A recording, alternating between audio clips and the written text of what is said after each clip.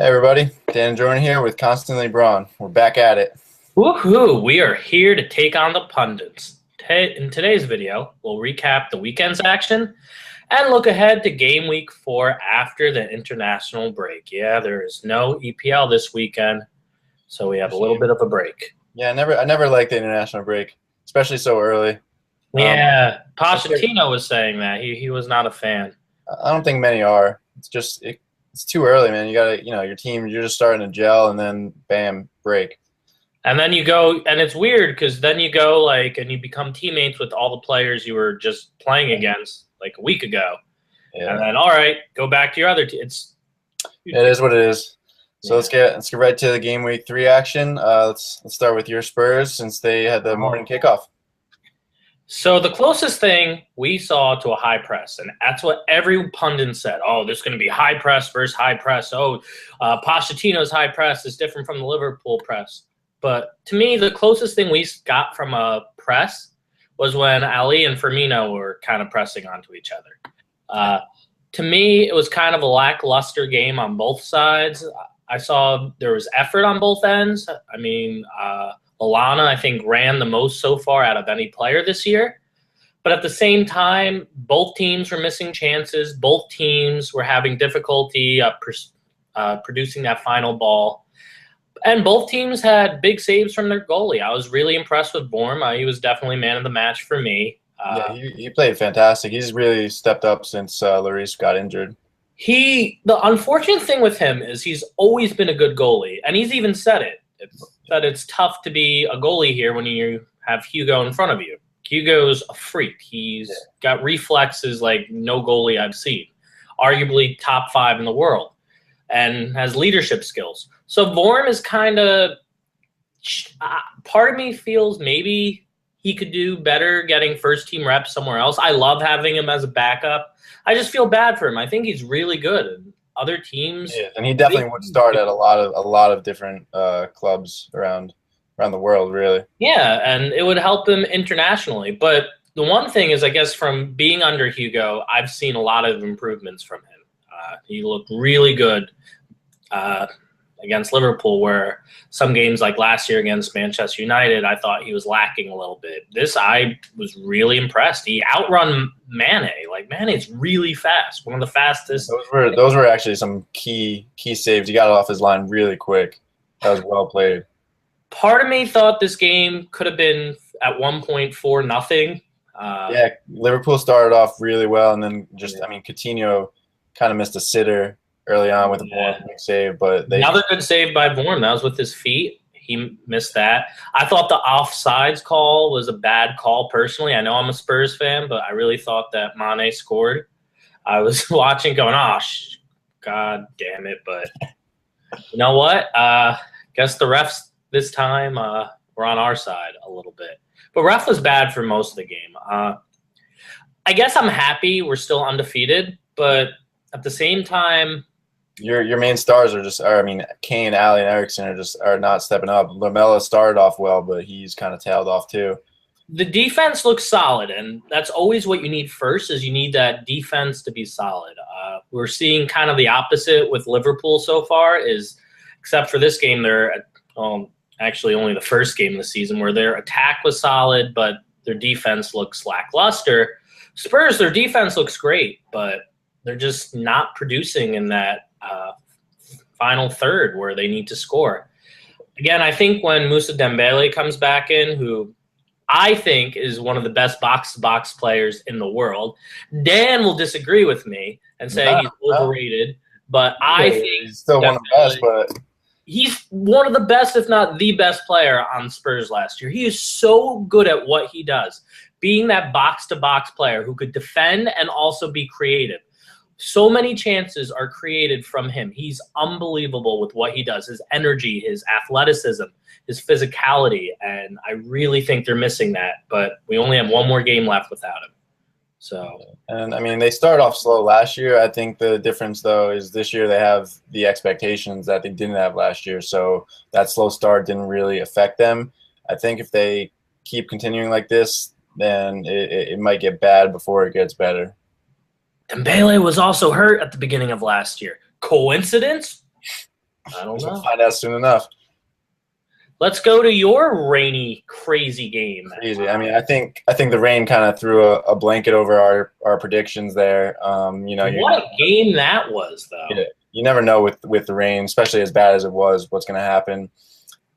Credit to Hull. They were fantastic. Definitely. I'm really impressed with Hull. They're just so compact. Yeah, they're just so compact and organized. They remind me of Iceland during the Euros, just all playing for each other as a team, as a unit, playing tough, way above what anyone expected of them. Yeah, it was a tough game for United. They found a way to break them down eventually, though. Good subs from Mourinho to bring in Mkhitaryan and Rashford. Rashford gives you that directness. He's not afraid to. Oh, my goodness. He is so good. He's so good. I don't think he knows that most players just don't go at players because that's all he does. He gets the ball, and all he wants to do is attack. Mkhitaryan brought in some creativeness. He had a good few runs that brought some free kicks.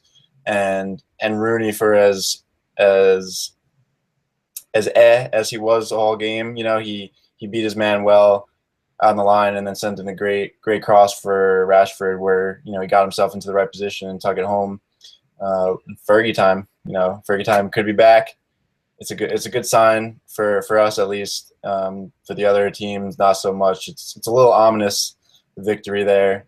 It looked like it was going to be a frustrating evening with only a 0-0 draw to show for it, but Rashford gets the winner and keeps him perfect in the league. He's so good. I think even more than Vorm is he's someone you kind of want him to be playing all the time because it's hard. I mean, it is hard. He's going to get his chances in September and so on after that once Europa League and all the League Cups games start.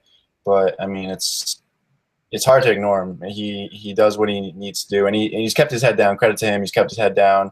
Hasn't said anything about playing. Great personality. Yeah, he's determined, and he's got a level head, and he looks confident every time he goes out. He's a young kid, looks so confident. He reminds me a lot of Kane when Kane was young coming in, just knack for goals, very instinctual, smart, knows where to run, makes smart runs. Yeah, I think. I mean, bias or not, I think Rashford's a little better than Kane was.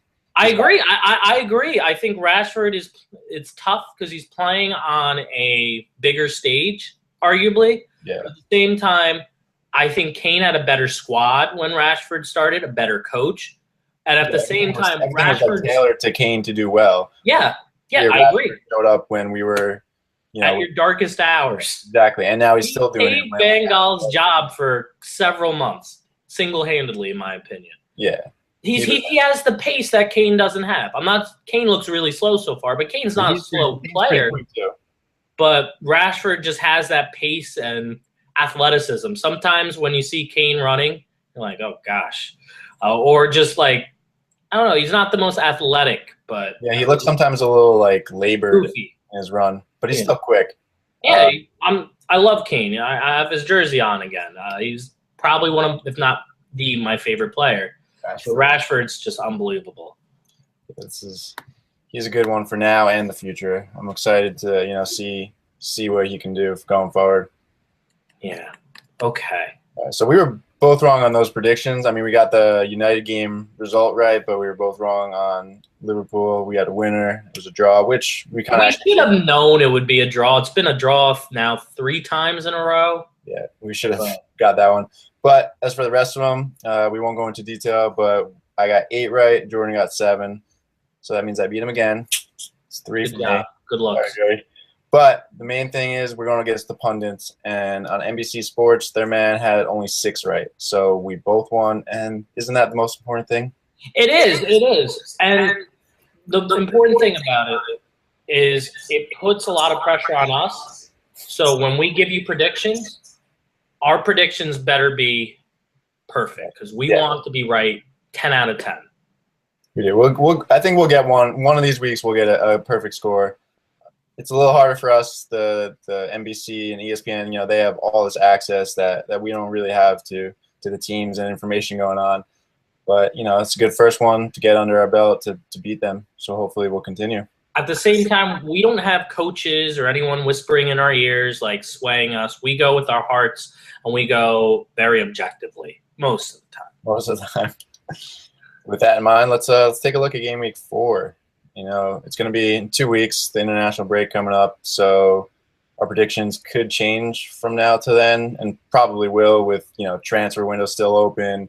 We got, you know, international games, players getting injured, you know, any number of things. So I'm sure our predictions will change here. Transfer window closing is going to be a zoo this year. I know it's a zoo every year, but with the amount of money that's in the Premier League, it is going. Yeah, teams are going to get desperate on deadline day and make some rash decisions probably.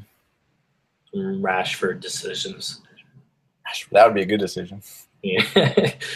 All right, so let's take a look at United's game. That's the big one. That's the big one we're all waiting for. You take that one away. Manchester City at Manchester United, first derby of the season. Pep versus Jose, you know, renewing their time from Spain.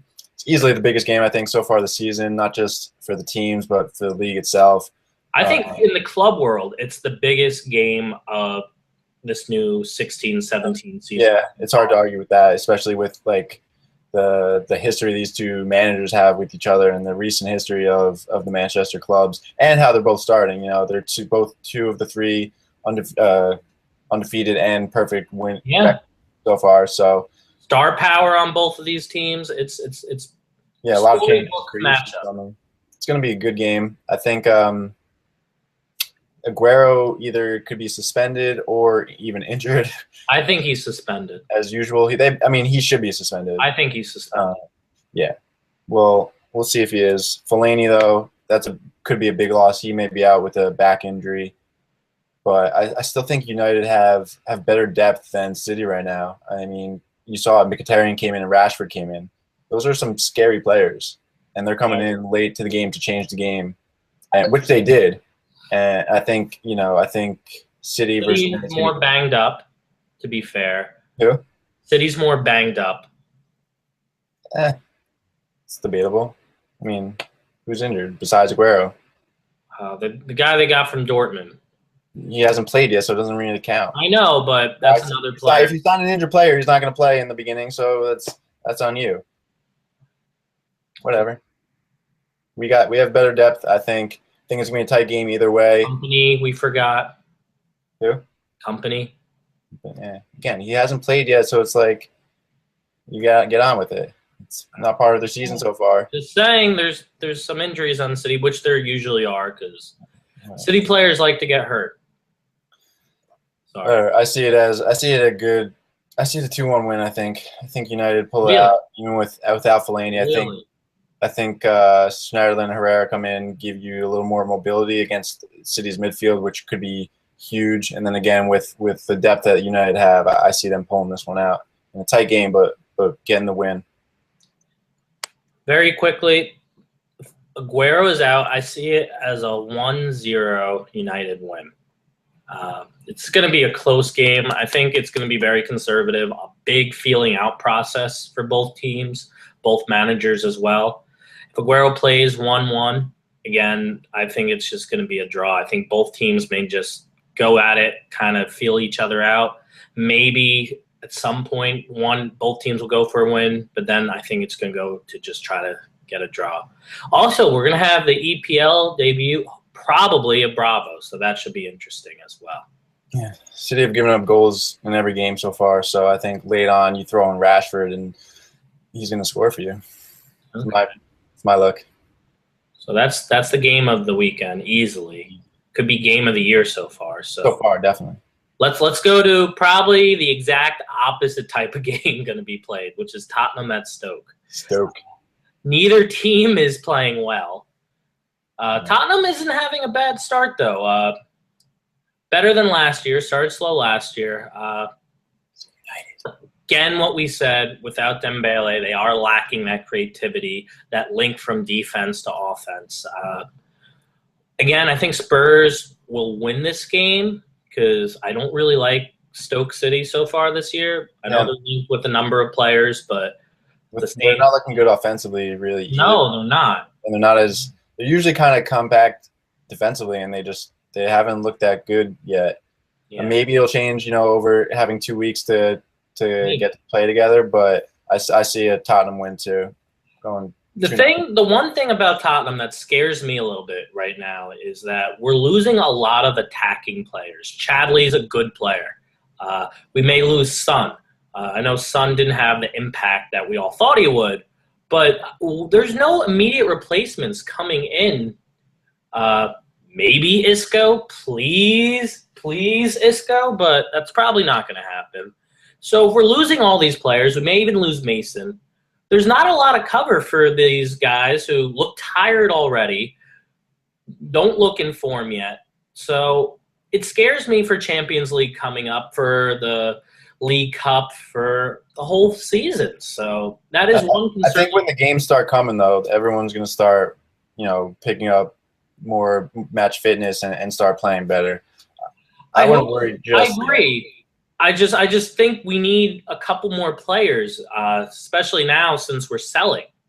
I'm a little surprised that we're selling more than we're buying right now. Yeah, you guys do need some depth there. Yeah. If we don't get it now, which I really hope we do, definitely January. January is going to be huge for us. Yeah, January would be eye-opening if you don't get anyone now, and you'll be able to tell if you need that depth. I guess it's a North London thing. I don't know, but yeah. All right, let's quickly go through the rest of our predictions. All right, here we go. We got Southampton at Arsenal. I'm going 2-1 victory for Arsenal. I'm going 2-0 victory for Arsenal. They impressed me. I know it's one game. Southampton are looking okay, but they're not looking like the Southampton a couple of years under Koeman and under Pochettino. Yeah, but I think this 2 weeks are going to be good for them, and I think they get it sorted out enough to pull out at least some pressure and a goal there. For Southampton or Arsenal? For Southampton, because really? Arsenal, they haven't really looked great defensively. They gave up a goal against Watford too. They may lose Font too. So that's huge for them. Yeah, that's true. If they lose Font, then yeah, I'd probably go 2-0. Yeah, so that's why we don't know. Again, I'm still thinking 2-0 even with Font. I know he's strongly linked with the Red Devils, but we'll see. We'll see. All right, Hull at Burnley. I've got 2-1 to Burnley. Really? Yeah, I don't know why. I feel like Hull should get some players in, but I think Burnley will be disappointed they didn't build on the Liverpool win, and they'll pull out a 2-1 win here. Burnley's weird because I don't think they're good enough for the Champions League. Like they're Champions League. Champions, I mean EPL League. They're better. What I was going to say is they're too good for Champions League, but I don't think they're good enough for the Championship, man. Get it right. Champions League. Burnley, I know. Champions below. Okay. Come on, you're better than that. I am better than that. Than the gap. Okay. All right. Shame. Hall of shame already. It's week 3, and I'm already throwing myself under the bus. Sorry. But, again, I like how Hull's playing. I like that they sort of have an identity right now where a lot of teams do not. And they may even become healthier because I know they have a lot of injuries and get more depth. So I really like Hull. I have Hull 2-1. Yeah, I feel bad on my prediction here, but it is what it is. All right, we got Watford at West Ham. And I think Pyatt's got to return. Some other players returning. I see West Ham winning 2-1 here. Yeah. Watford's another team like Burnley or even like a Southampton where I'm not really sure their identity either. They look very disorganized. Yeah, it's a tough start for them and the new manager. They haven't clicked yet.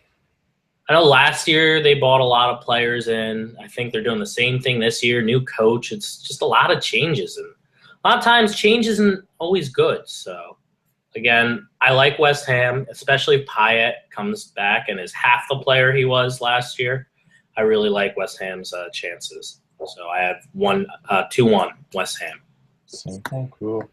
West Brom at Bournemouth. I'm going with a 1-0 win for Bournemouth. Oh, you said West Brom. You made me yawn. I'm sorry. Sorry. Should we take a nap? Or we'll save that for the game? 1-1. 1-1. All right, Crystal Palace. All right, if you're going to skip a game, if you want to watch your first EPL game, do not watch a West Brom game. Unless it's City versus West Brom, because I feel like City would destroy them. All right, Crystal Palace at Middlesbrough. I'm going with 1-1 draw. I have it 0-0. I think it's a draw. Both teams good defensively.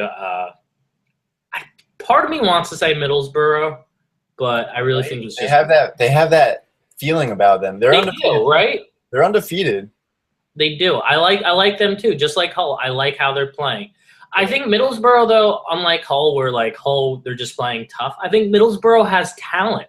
They have plenty of talent. I mean, No. Negredo, they have Ramirez, they have Valdez in goal. I mean, they've got some solid EPL players. Yeah, well, they got our favorite American in goal right now.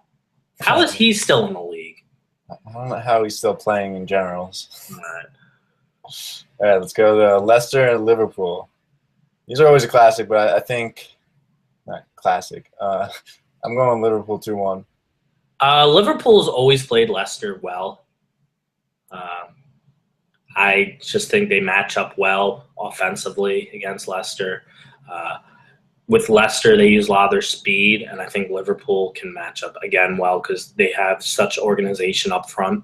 So it's hard to counter against them, as we saw with Spurs. Mm-hmm. So again, I same thing, 2-1 Liverpool, and Mane is going to score. I feel like he's going to score too. Chelsea at Swansea. I'm going 2-0 Chelsea. They're the last 100% win team. I'm going another win for them. Doesn't it frustrate you, Chelsea, because they looked so bad last year, and now Hazard's like, you know what, I'm going to play this year. I didn't want to play last year. I'll play this year. And now that's what it is. I mean, because you can't compare it to last year because the year before that it was the same players and they won the league. So right. But it's annoying. I don't like a player like you should play tough every year. You shouldn't just go 1 year and say, don't feel it. Like I know form and all plays part of it, and I guess he was pissed at Jose, but yes, yeah, I don't know what happened there, but it's not too much on the past. Let's go last game, Everton at Sunderland. Going 2-1 to Sunderland, the upset. I'm pulling this one out as the upset. So you think Moyes is going to get revenge? A little bit. They've started to play well under him now. Not great, but they're getting better. Januzaj looks good. Defoe's amongst the goals again. The American Gooch was fantastic last game. Who was? Gooch, the American. Yeah, he's impressing both of us. Yeah, keep an eye on him. He's going to be key for them, I think. You've heard that from us, and we're not just saying it to say. I mean, so I'm going 2-1. I know that's an upset, even though they're at home, but I'm going 2-1 to Sunderland. If Klinsmann can call up Sasha, listen to us. This Gooch kid, stick with him. But all right, for me, I'm going to go 2-0 Everton. I know Everton is not even playing well, but at the same time, I like how they're playing this year. They look defensively more organized. Baines is playing well, and this guy they have on the right, his name is right now. I don't have him. Lassie? He's playing for Coleman on the right, defensive. He's really looked strong too. The goalie looks good. Ashley Williams has really organized that defense. I think once Lukaku starts finding his touch and scoring goals, which he will, that team definitely will.